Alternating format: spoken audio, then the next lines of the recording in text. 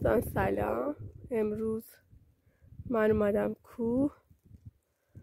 مثل همیشه خونه ما پای کوه، اینجا قشنگ مشخصه.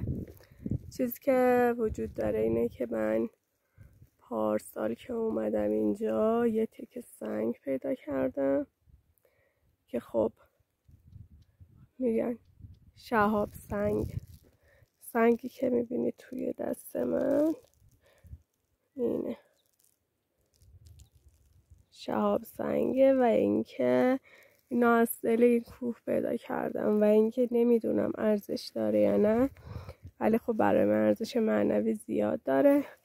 حالا یاد شهاب سنگ نقی افتادم با سریال پایتخت.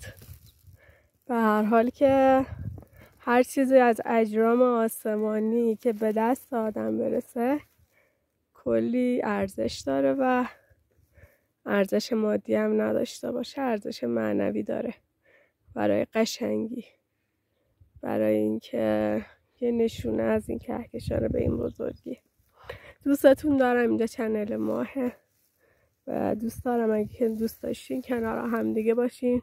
این محیط زندگی من، اگر دوست داشتین جاذبه های طبیعیش رو ببینید و همچنین بیایید از طبیعت اینجا لذت ببرید. اینم کوهه که من فعلا تو دامنه کوهم.